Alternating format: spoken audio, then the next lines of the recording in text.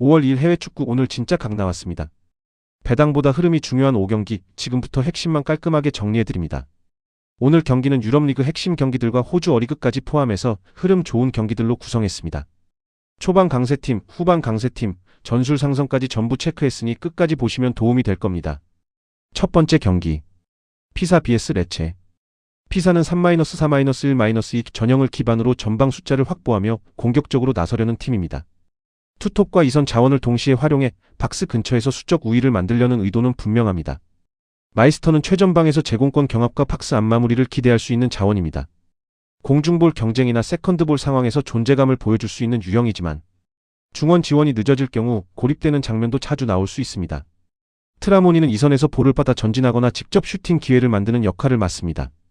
다만 팀 간격이 벌어질 경우 공을 받는 위치가 낮아지고 공격 전개 속도도 자연스럽게 떨어질 가능성이 큽니다. 에비션은 중원에서 볼 배급과 수비 커버를 동시에 책임져야 하는 핵심 자원입니다.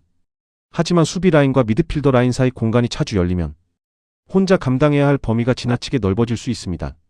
최근 피사는 가장 큰 문제로 공수 간격 유지가 흔들리고 있습니다. 압박 타이밍이 늦고 중원 장악력이 떨어지면서 상대에게 라인 사이 공간을 쉽게 허용하는 흐름이 반복되고 있습니다. 반면 레체는 4-2-3-1 구조 안에서 전방 압박과 빠른 전환이 강점인 팀입니다. 상대가 공을 잡는 순간부터 강하게 압박하며 경기 템포를 끌어올릴 수 있습니다. 스툴리치는 최전방에서 버텨주면서 박스 안 마무리까지 가능한 자원입니다.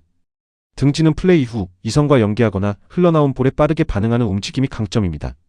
피에로티는 측면과 중앙을 오가며 압박 강도를 높이는 유형입니다. 상대 후방 빌드업을 흔드는 역할에 능하고 탈취 이후 빠르게 공격으로 연결하는 장면도 기대할 수 있습니다. 라마다니는 중원에서 중심을 잡아주는 자원입니다.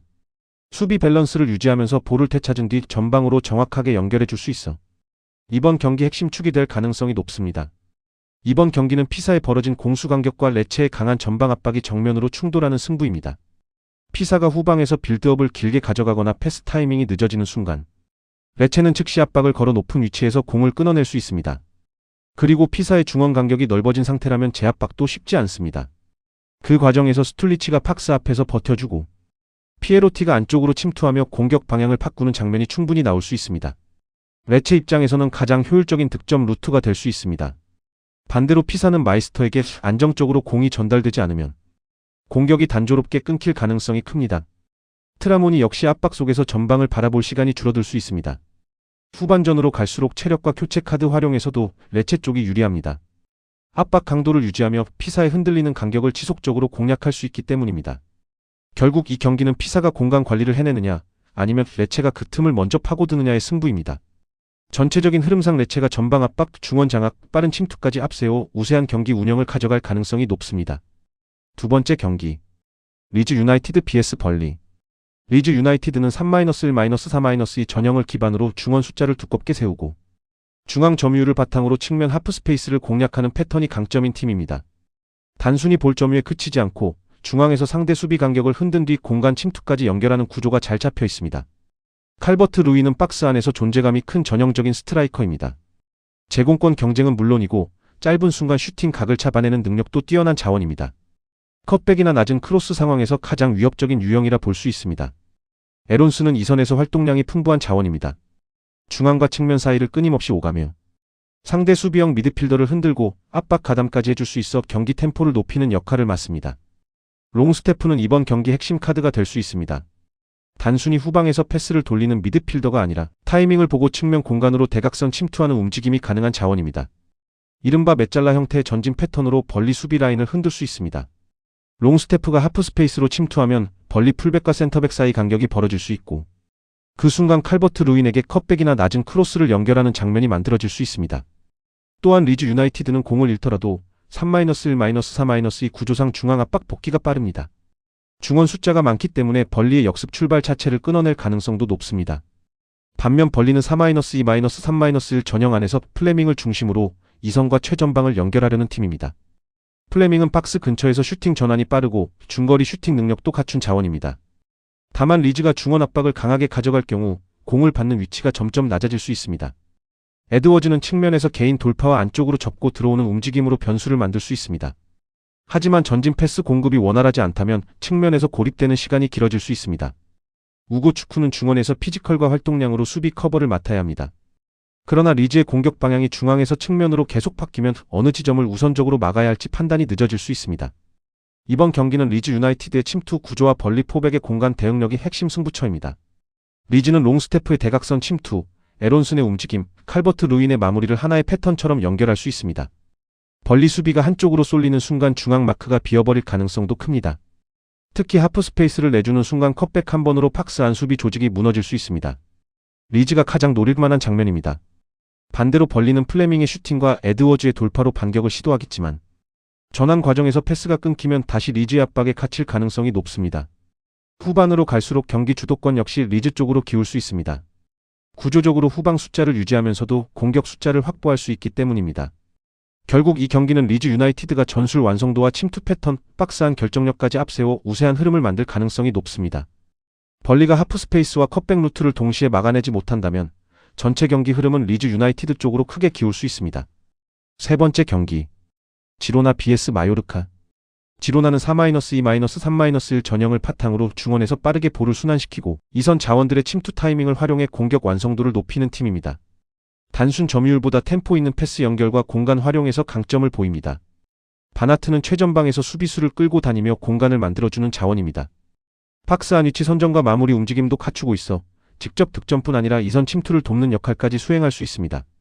치간코프는 측면에서 안쪽으로 접고 들어오는 움직임이 위협적인 자원입니다. 왼발킥 정확도가 높고 박스 근처에서 슈팅과 패스를 동시에 선택할 수 있어 상대 수비 입장에서는 예측이 어려운 유형입니다. 이반 마르틴은 이번 경기 핵심 연결고리가 될 수 있습니다. 중원과 이선을 오가며 공을 받아주고 상대 수비 라인 사이에서 침투 타이밍을 잡아 공격 전개를 매끄럽게 만들어주는 자원입니다. 특히 상대 압박이 한번 풀린 직후 이반 마르틴이 하프 스페이스로 침투하면 지로나는 짧고 빠른 패스 몇 번만으로 박스 근처까지 진입할 수 있습니다. 지로나는 공을 오래 소유하기보다 압박이 풀리는 순간 속도를 높이는 전환 패턴이 잘 맞는 팀입니다. 치간코프가 안쪽으로 들어오고 이반 마르틴이 전진 각도를 잡아주면 수비 조직을 흔들 수 있습니다. 반면 마요르카는 4-3-2 전형을 바탕으로 두 줄 수비를 세우고 무리키를 활용한 직선적인 공격을 노리는 팀입니다. 무리키는 강한 몸싸움과 제공권이 강점인 스트라이커입니다. 롱볼을 받아내고 박스 안에서 헤더나 세컨드볼 마무리를 노릴 수 있는 전형적인 타깃형 공격수입니다. 안토니오 산체스는 활동량을 바탕으로 중원과 측면을 오가며 압박과 전진 가담을 동시에 수행할 수 있는 자원입니다.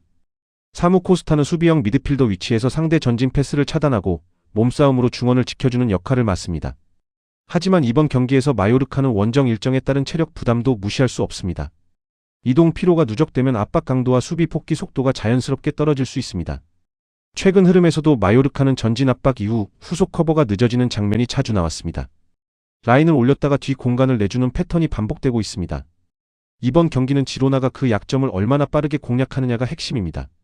마요르카가 압박을 시도하다가 타이밍이 늦어지는 순간 지로나는 치간코프의 안쪽 침투와 이반 마르틴의 하프 스페이스 진입으로 수비 라인을 흔들 수 있습니다. 바나트가 전방에서 수비수를 끌어내면 이선 공간은 더욱 넓어지고 컷백이나 낮은 패스로 결정적인 찬스를 만들 가능성도 높습니다. 반대로 마요르카는 무리키의 제공권으로 한두 차례 위협적인 장면은 만들 수 있겠지만 전체적인 경기 템포를 따라가기에는 부담이 있습니다. 후반으로 갈수록 체력 저하가 오면 압박 간격이 벌어지고 지로나의 짧고 빠른 패스 플레이에 흔들릴 가능성이 커집니다. 결국 이 경기는 마요르카의 제공권보다 지로나의 전환 속도, 하프 스페이스 침투, 홈 경기 운영 능력이 더 크게 작용할 가능성이 높습니다. 전체적인 흐름상 지로나가 홈에서 주도권을 잡고 승리 쪽으로 기울 수 있는 매치업입니다. 네 번째 경기, 오클랜드 FC vs 멜버른 시티. 오클랜드 FC는 포백 앞에 더블 볼란치를 두고 이선 자원들의 유기적인 위치 교환으로 상대 수비 간격을 흔드는 팀입니다.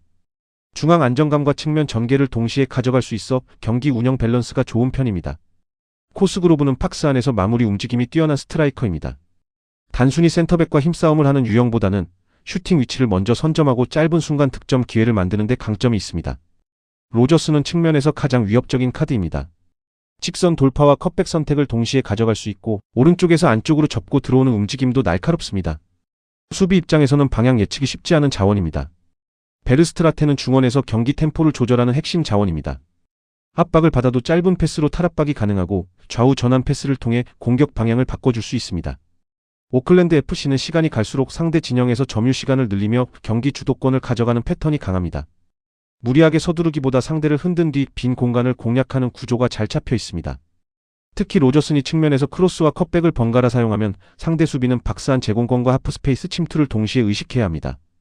그 순간 코스그로브가 세컨드 라인에서 공간을 선점하면 단순한 측면 공격이 아니라 박스 근처 결정적인 슈팅 찬스로 이어질 수 있습니다. 반면 멜버른 시티는 4-3-1-2 혹은 투톱 성향 구조를 활용하지만 원정 경기에서는 전진 속도와 수비 전환 타이밍이 일정하지 않은 모습을 자주 보여줍니다. 메메티는 날카로운 움직임과 공격 감각을 갖춘 자원입니다. 측면과 전방을 오가며 슈팅 위치를 찾는 움직임은 좋지만 팀 전체 전개가 원활해야 살아날 수 있습니다. 카푸토는 박스 안마무리 능력이 있는 스트라이커지만 전방으로 들어가는 패스질이 떨어지면 쉽게 고립될 수 있습니다. 슈라이버는 중원에서 1차 차단과 압박 연결을 담당하는 자원입니다. 다만 넓은 공간을 계속 커버해야 하는 경기에서는 부담이 커질 수 있습니다. 멜버른 시티는 중앙 숫자를 두고 짧은 패스를 시도하지만 측면 수비 전환이 늦어지면 포백 옆 공간이 쉽게 흔들립니다. 이번 경기는 오클랜드 FC가 얼마나 오래 상대 진영에서 볼을 소유하며 멜버른 시티 수비를 흔드느냐가 핵심입니다. 오클랜드가 좌우 전환과 측면 공략을 반복하면 멜버른 시티 중원은 계속 끌려다닐 수밖에 없습니다. 슈라이버가 옆으로 끌려나가는 순간 박스 앞 중앙 공간도 열릴 수 있습니다. 멜버른 시티가 중앙을 좁히면 측면 컷백이 살아나고 측면을 막기 위해 라인을 벌리면 중앙 슈팅 공간이 생깁니다. 오클랜드 FC 입장에서는 선택지가 많은 경기입니다. 반대로 멜버른 시티는 메메티와 카푸토를 앞세운 역습은 가능하겠지만 공격이 끊기는 순간 다시 수비 라인이 내려앉는 흐름이 반복될 가능성이 높습니다. 원정 경기 특성상 초반부터 조심스러운 운영을 택할 수 있는데 그렇게 되면 오히려 오클랜드 FC가 점유와 전진 패스를 더 편하게 가져갈 수 있습니다. 결국 이 경기는 홈팀 오클랜드 FC가 전술 선택지, 점유 주도권, 측면 활용도에서 우위를 가져갈 가능성이 높은 매치업입니다. 전체적인 흐름상 오클랜드 FC가 슈팅 숫자와 유효 슈팅 기회를 더 많이 만들며 승리 쪽으로 기울 수 있는 경기입니다. 다섯 번째 경기. 멜버른 빅토리 vs 시드니 FC. 멜버른 빅토리는 4-2-3-1 전형을 바탕으로 중앙에 기준점을 세우고 이선 자원들의 전진 가담으로 공격 숫자를 맞추는 팀입니다. 홈에서는 비교적 적극적으로 라인을 올리며 주도권을 잡으려는 성향이 강합니다. 베르고스는 최전방에서 제공권 경합과 박스 안마무리를 담당하는 스트라이커입니다. 수비수 사이에서 몸을 쓰며 슈팅 각도를 만들어내는 능력이 중요하고 크로스 상황에서 존재감도 있는 자원입니다. 다만 베르고스가 전방에서 고립되는 시간이 길어지면 공격 루트가 단순해질 수 있습니다. 전방으로 향하는 패스가 읽히기 시작하면 전체 공격 템포도 끊길 가능성이 있습니다. 벨루필레이는 측면에서 가장 위협적인 카드입니다. 빠른 가속과 직선적인 돌파 능력으로 상대 뒷공간을 노릴 수 있고 초반 경기 흐름을 흔들 수 있는 자원입니다. 하지만 돌파 이후 주변 지원이 늦어질 경우 선택지가 줄어들고 개인 능력 의존도가 커질 수 있습니다. 젤리우는 중원과 이선 사이에서 볼을 받아 방향을 바꿔주는 역할을 맡습니다. 전진 패스와 템포 조절이 중요한 자원이지만 강한 압박을 받을 경우 영향력이 줄어들 수 있습니다. 멜버른 빅토리는 홈에서 공격적으로 출발할 수 있으나 후반으로 갈수록 수비 라인과 중원 사이 간격이 벌어지는 장면이 나올 수 있습니다. 이 부분은 이번 경기 핵심 약점이 될 수 있습니다. 반면 시드니 FC는 4-3-2 구조를 바탕으로 두 줄 간격을 유지하다가 측면에서 속도를 붙여 박스 안으로 빠르게 파고드는 팀입니다. 실리적인 운영과 효율적인 공격 전개가 강점입니다. 캄푸차노 보니아는 박스 안 움직임과 연계 플레이, 마무리 타이밍이 좋은 공격 자원입니다. 수비 경합 상황에서도 슈팅 기회를 만들어낼 수 있고 세트피스에서도 위협적입니다. 특히 박스 주변 프리킥 상황에서는 직접 슈팅으로 골문을 노릴 수 있어 상대 입장에서는 파울 관리가 매우 중요합니다. 키스페 코르도바는 이선에서 볼 다루는 기술과 전진 패스, 방향 전환 능력이 좋은 자원입니다. 측면으로 빠져나가 낮은 크로스를 공급하는 장면도 기대할 수 있습니다. 퀸탈은 활동량이 많은 젊은 공격 자원으로 세컨드 라인에서 하프 스페이스를 파고드는 움직임이 강점입니다. 상대 수비 시선을 분산시키는 역할도 가능합니다. 이번 경기는 멜버른 빅토리가 홈에서 초반 주도권을 잡으려 하겠지만 시간이 지날수록 시드니 FC의 공격 패턴이 더 위협적으로 작용할 가능성이 큽니다. 멜버른이 라인을 올린 상태에서 측면 수비 복귀가 늦어지면 키스페 코르도바의 낮은 크로스와 퀸탈의 침투를 동시에 막아야 하는 상황이 나올 수 있습니다. 안쪽을 막으면 바깥 공간이 열리고 측면을 막으면 하프 스페이스가 비는 구조입니다. 시드니 FC가 노리기 좋은 흐름입니다. 또한 캄푸차노 보니아가 박스 근처에서 파울을 유도하거나 세트피스를 얻어낸다면 직접 득점 기회로 이어질 수 있습니다. 반대로 멜버른 빅토리는 베르고스의 제공권과 벨루필레이의 속도로 반격은 가능하겠지만 후반 체력 저하 구간에서 수비 안정감을 유지할지가 관건입니다. 경기 후반으로 갈수록 멜버른 수비의 발이 무거워진다면 시드니 FC가 더 많은 결정적 장면을 만들 가능성이 높습니다. 결국 이 경기는 홈팀의 초반 기세보다 원정팀 시드니 FC의 측면 침투, 세트피스 위협, 후반 운영 능력이 더 크게 작용할 수 있는 매치업입니다. 전체적인 흐름상 시드니 FC가 후반 승부처에서 우위를 잡으며 결과를 가져갈 가능성이 높아 보입니다. 오늘 준비한 5월 2일 해외 축구 5경기 분석은 여기까지입니다. 혼자 보는 픽보다 흐름을 보고 가는 선택이 훨씬 중요합니다. 도움되셨다면 좋아요와 구독 꼭 부탁드리고 댓글로 여러분 픽도 남겨주세요. 내일도 가장 날카로운 분석으로 다시 찾아오겠습니다.